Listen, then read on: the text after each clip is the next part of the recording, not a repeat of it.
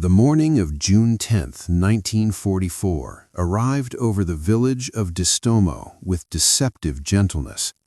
Sunlight filtered through ancient olive groves that had stood sentinel over central Greece for centuries, their gnarled branches casting shadows across limestone paths worn smooth by generations of footsteps. The air carried the scent of wild thyme and oregano growing between the rocks, mingling with wood smoke from morning hearths. In the village square, a fountain trickled its eternal song, the same sound that had accompanied births, marriages, and funerals in this small community of shepherds and farmers for as long as memory reached. Church bells from the Byzantine monastery of Hosios Lukas echoed across the valley, calling the faithful to prayer as they had for 900 years. It was a scene of timeless Mediterranean peace, unchanged by the machinery of war that had engulfed Europe.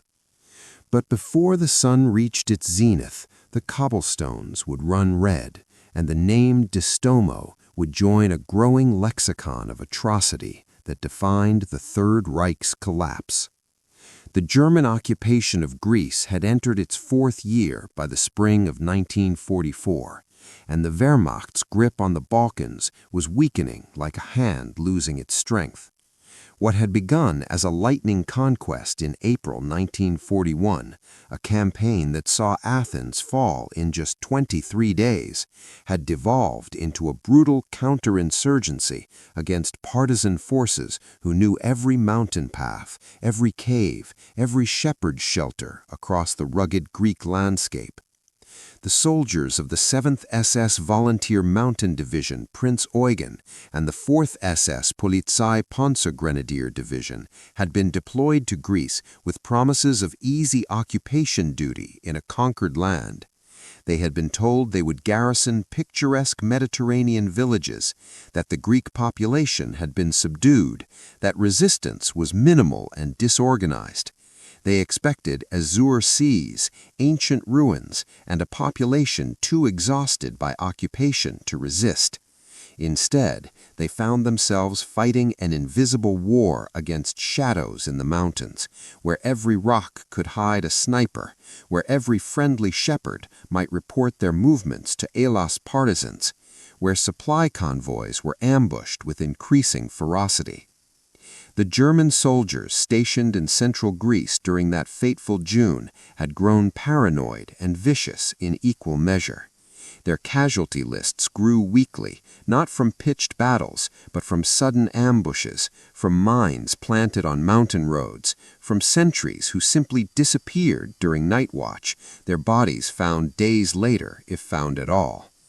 The partisan war had stripped away the veneer of military professionalism, exposing something darker beneath, a raw fear that expressed itself as rage, a frustration that sought outlets in civilian populations.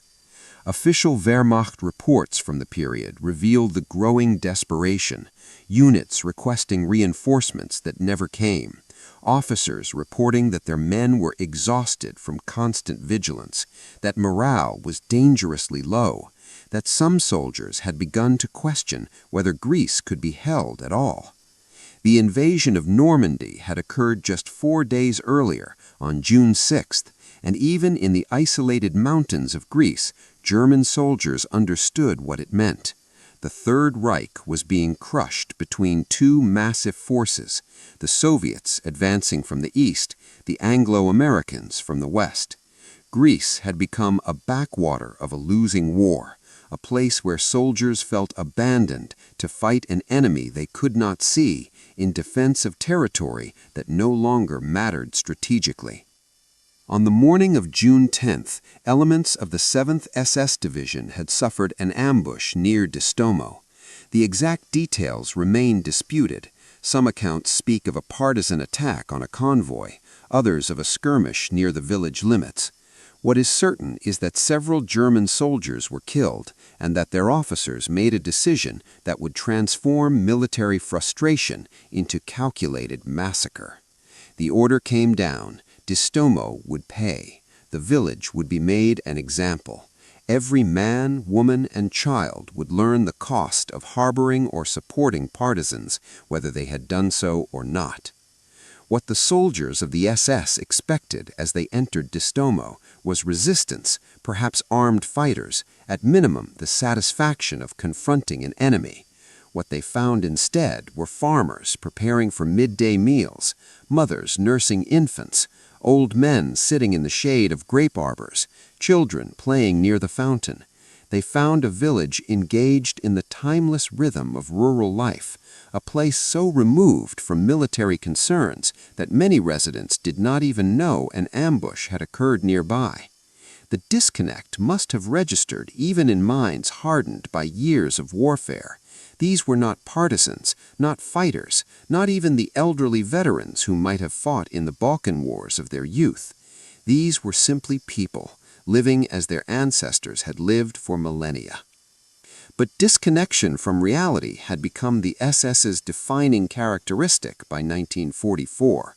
The Waffen-SS, once promoted as an elite ideological vanguard, had devolved in many units into something resembling organized criminality wrapped in military uniform.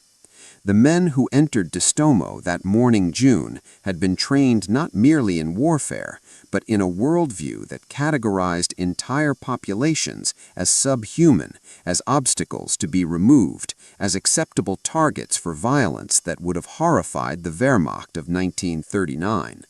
They came with bayonets fixed, with machine pistols loaded, with grenades hanging from their belts. They came not to fight, but to punish, and they did not discriminate in choosing their victims.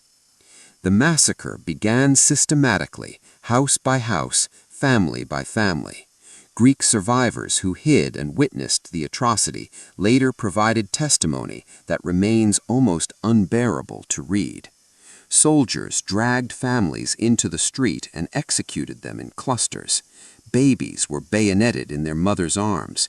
Pregnant women were disemboweled. The elderly were beaten to death with rifle butts. Young girls were raped before being killed, sometimes in front of their parents, before the parents too were murdered. The church offered no sanctuary. Those who fled there were shot as they prayed, their blood pooling beneath icons of saints and martyrs. The schoolhouse became a charnel house.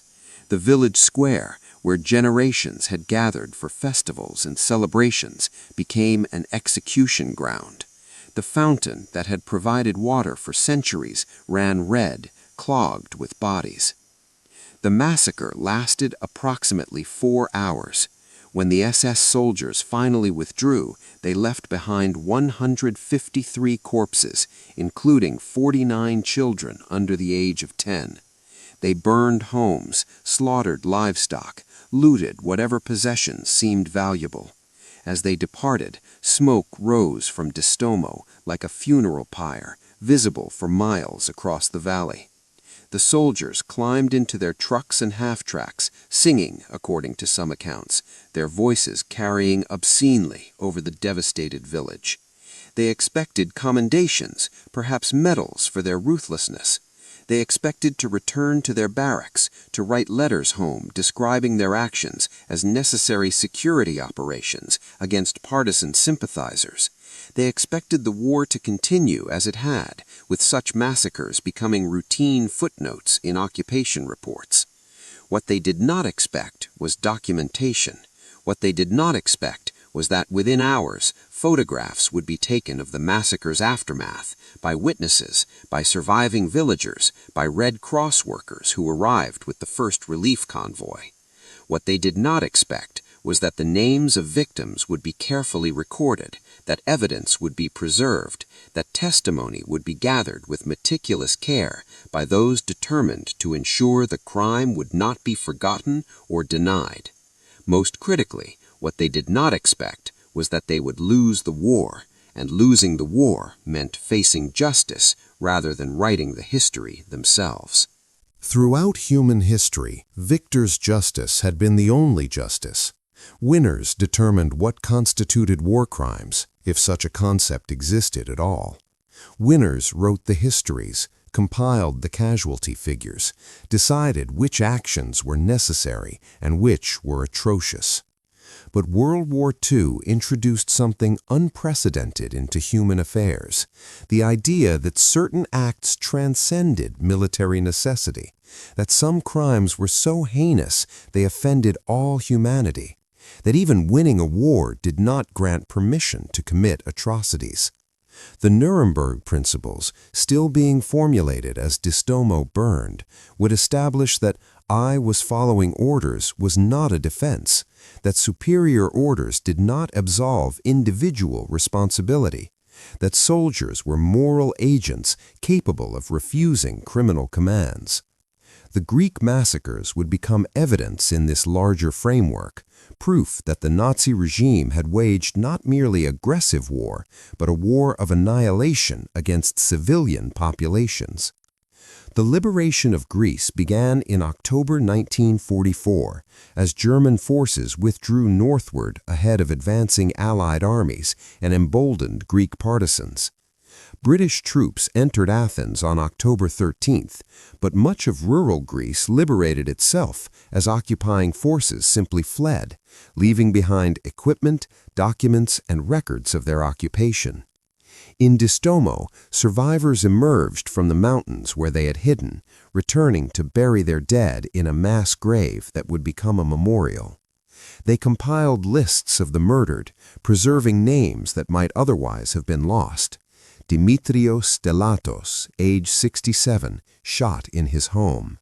Maria Papadopoulou, age 23, raped and bayoneted.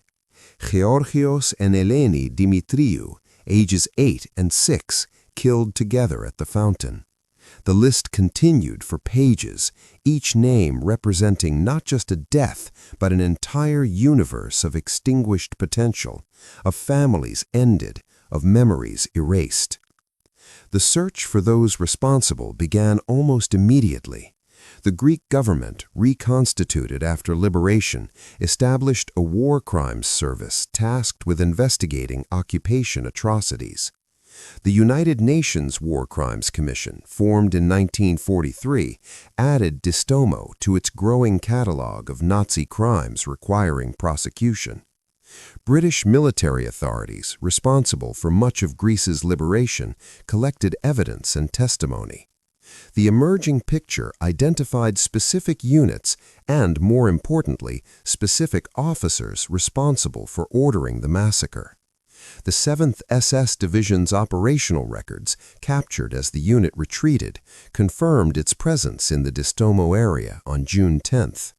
Survivor testimony identified German officers who had supervised the killing, who had given orders, who had participated directly in the violence. But identification proved far simpler than apprehension. As the Third Reich collapsed in 1945, its military and paramilitary organizations disintegrated into chaos. Soldiers discarded uniforms, burned documents, fled to remote areas, assumed false identities.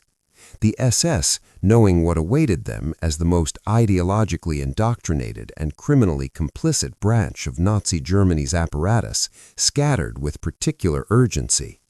Many SS officers and enlisted men simply vanished into the confusion of millions of displaced persons wandering across shattered Europe. Some surrendered to Western allies rather than Soviets, calculating correctly that British or American captivity offered better survival odds.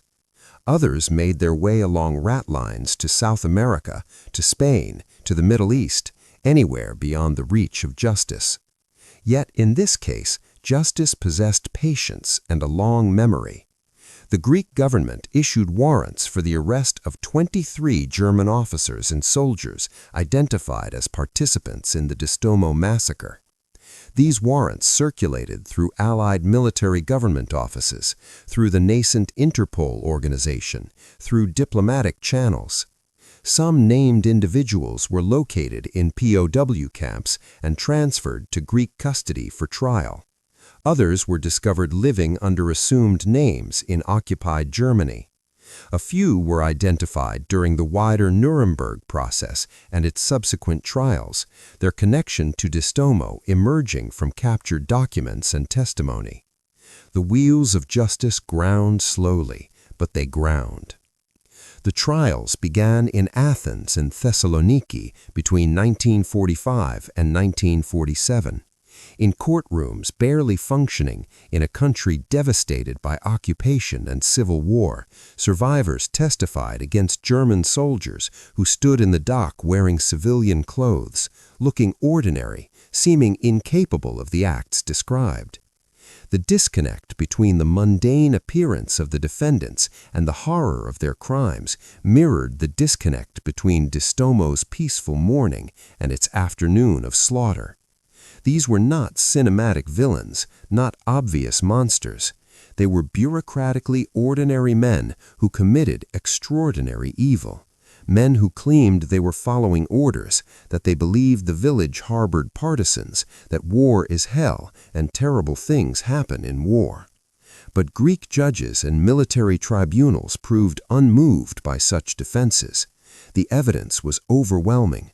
Witness testimony, German operational records, photographs of the massacre's aftermath, even some defendants' own admissions that they had been present, though they claimed they had not personally killed anyone.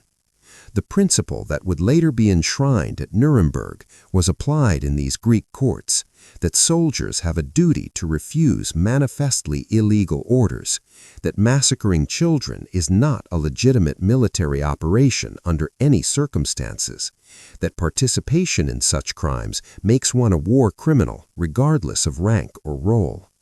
The sentences came down with methodical severity. Several defendants received death sentences carried out by firing squad in Athens between 1946 and 1948. Others received lengthy prison terms, decades behind bars to be served in Greek prisons where conditions remained harsh and sympathy for convicted Nazi war criminals was non-existent.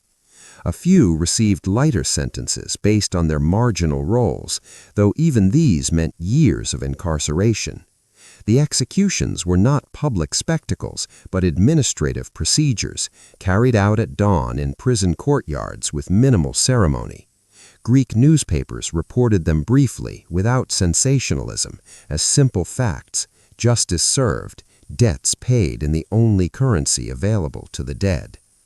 But the story of justice for Distomo did not end with those trials.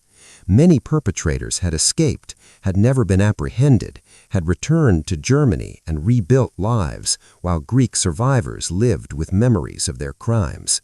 Throughout the 1950s and 1960s, the Federal Republic of Germany, seeking respectability and integration into Western Europe, faced pressure to address its unprosecuted war criminals. The Central Office for the Investigation of National Socialist Crimes, established in 1958, began systematically investigating wartime atrocities. Distomo appeared in their files, and German prosecutors issued new arrest warrants for Germans living peacefully in their own country. Men who thought time and the Cold War's needs had granted them amnesty. Additional trials occurred in West German courts during the 1960s, where aging former SS men faced German judges and juries. These trials were different in character, less immediate, more historical, conducted in a society that wanted to move past its Nazi history but felt obligated to address it. Sentences tended to be lighter, more focused on rehabilitation than retribution. Some defendants received acquittals on technical grounds, finding sympathetic judges who accepted arguments about the fog of war, about the impossibility of identifying individual responsibility in chaotic combat situations, about the passage of time compromising evidence. German public opinion was divided. Some viewed the trials as necessary reckoning, others as vindictive persecution of old men for wartime actions taken under duress. But even these imperfect proceedings maintained pressure, denied complete amnesia, ensured that perpetrators faced at least the possibility of consequences. A few defendants fled rather than stand trial, disappearing again into foreign exile. Others served abbreviated sentences before being released for health reasons or good behavior. The outcomes satisfied few Greeks, who saw German justice as too lenient, too willing to accept excuses, too eager to rehabilitate rather than punish. But the trials established an important precedent, that war crimes have no statute of limitations, that time does not erase culpability, that societies have obligations to victims that transcend political convenience. The symbolic weight of prosecution, even delayed and incomplete, carried significance beyond individual cases. Each trial reminded the world that Distimo had occurred, that 153 people had been murdered, that their deaths were not acceptable casualties of war, but crimes against humanity. Each conviction, however modest the sentence, reinforced the principle that soldiers are not automatons, that humans possess moral agency even in war, that I was following orders is insufficient justification for atrocity. The Distimo trials contributed to a broader architecture of accountability that included Nuremberg, the Tokyo tribunals, and countless national proceedings against war criminals. They helped establish the legal and moral framework that would later produce the Geneva Convention's strengthened protections for civilians, the concept of universal jurisdiction over war crimes, and eventually the International Criminal Court. But beyond legal precedents and geopolitical significance, the justice for Distimo carried deeply personal meaning. For survivors who testified, who identified defendants, who watched as perpetrators were sentenced, the trials offered something resembling closure, though that word seems inadequate for such profound trauma. They offered acknowledgement, a formal recognition by the world that their suffering had occurred, that it had been wrong, that those responsible would be held accountable. They offered vindication of their pain, validation of their memories, proof that their murdered loved ones had not been forgotten or dismissed as acceptable wartime casualties. Consider the symbolic resonance of German soldiers facing Greek justice in Greek courts. The Third Reich had claimed racial superiority, had dismissed Greeks and other Mediterranean peoples as inferior races, had conducted the occupation with brutal contempt for Greek lives and culture.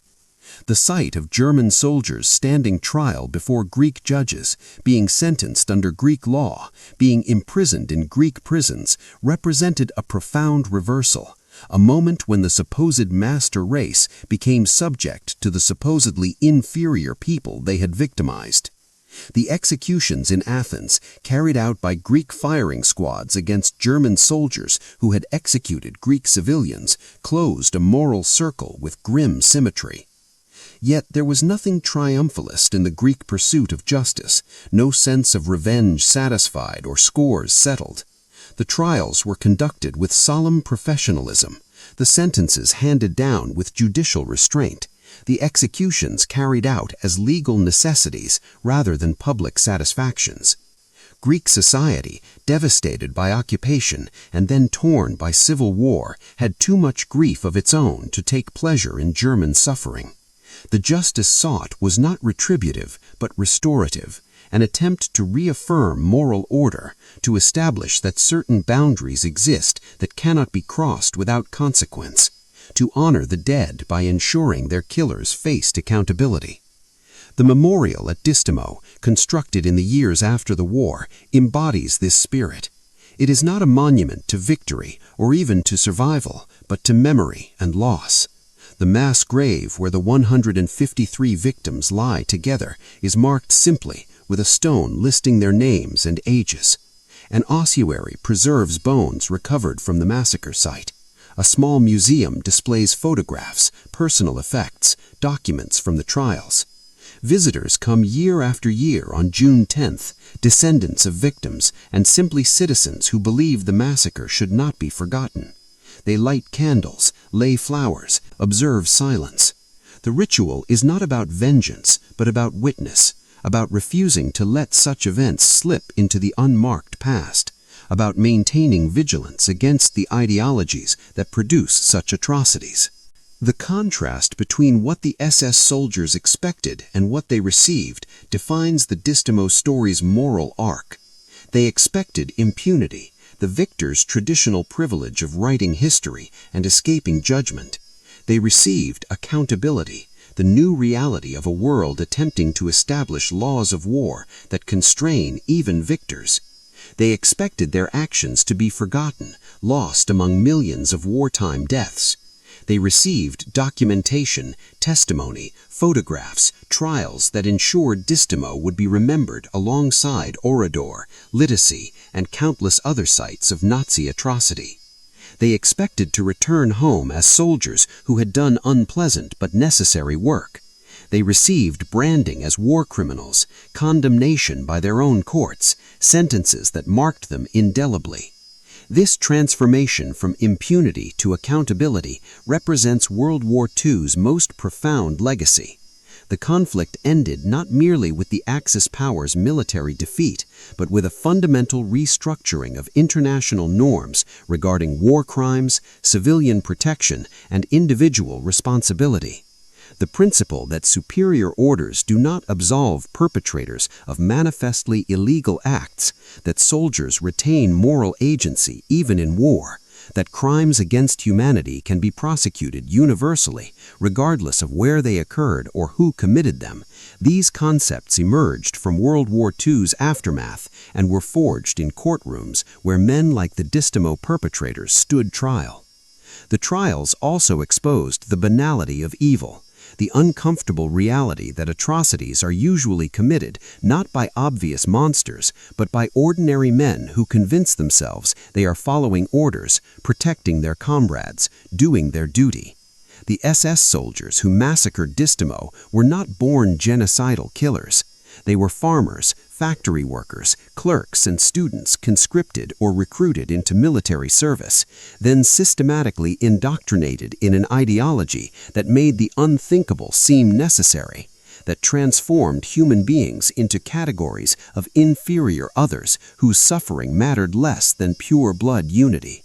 Their crimes were products of ideology and training as much as individual moral failure, a fact that makes them more terrifying, not less, because it reveals how easily ordinary people can become perpetrators when immersed in systems that legitimate atrocity. Yet the trials also affirmed human agency and choice. Some German soldiers did refuse criminal orders during World War II, did protect civilians, did maintain ethical boundaries even in brutal circumstances.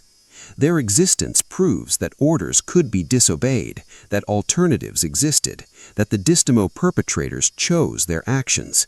This is perhaps the trial's most important moral lesson, that even in extreme circumstances, even immersed in criminal institutions, even facing pressure to conform and participate, individuals retain the capacity to choose, to refuse, to resist.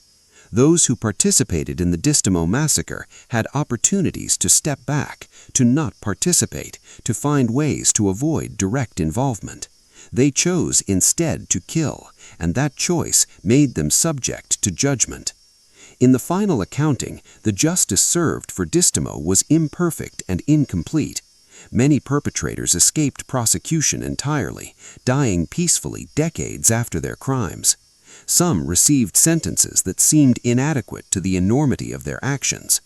The trials could not restore life to the murdered, could not erase trauma from survivors, could not truly repair the moral fabric torn by the massacre. Justice in such circumstances is always partial, always insufficient to the harm inflicted. But imperfect justice remains preferable to impunity, and incomplete accountability better than amnesia. The Distimo trials established that atrocities carry consequences, that time does not erase crimes, that society maintains obligations to victims even decades after their deaths. They contributed to a slow, uneven, but genuine transformation in how humanity conceptualizes war, violence, and responsibility.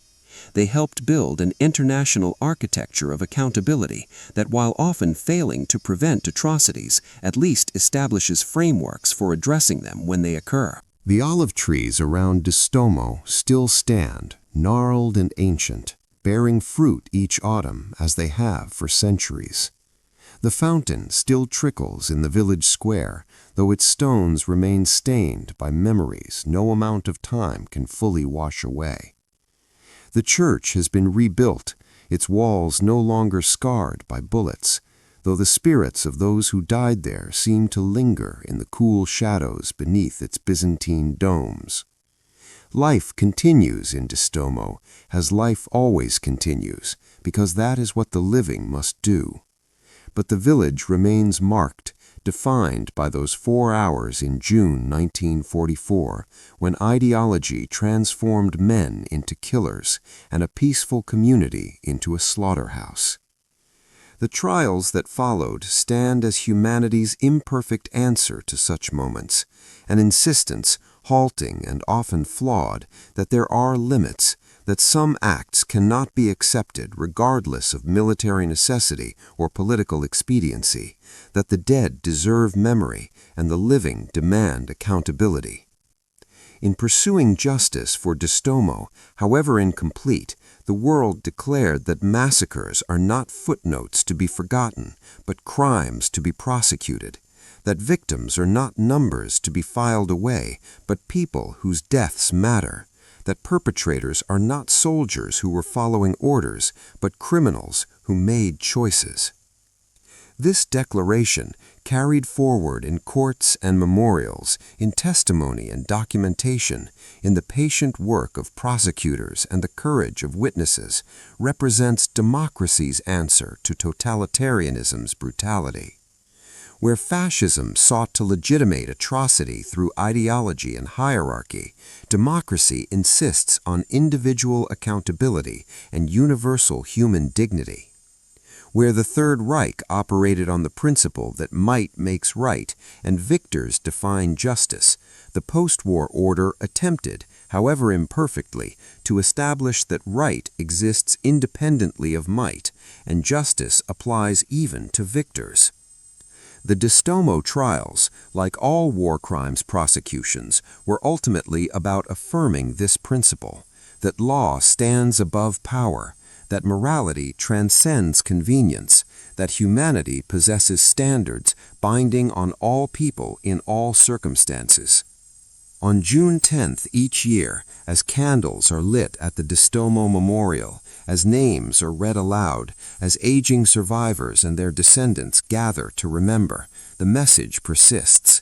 The dead are not forgotten, the crime is not forgiven, and justice, though delayed and imperfect, was not entirely denied.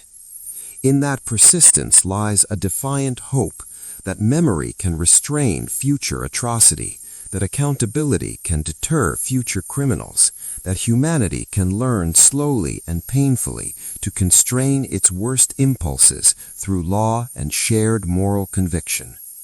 Whether that hope is justified remains an open question, answerable only by choices still to be made. But Distomo's story and the justice that followed stands as evidence that the question matters, that the effort is worthwhile, that humanity possesses at least the capacity to demand better of itself than the SS offered that June morning when they entered a village and chose murder over mercy, ideology over humanity, and atrocity over the elementary decency that should bind all people regardless of uniform or orders or war.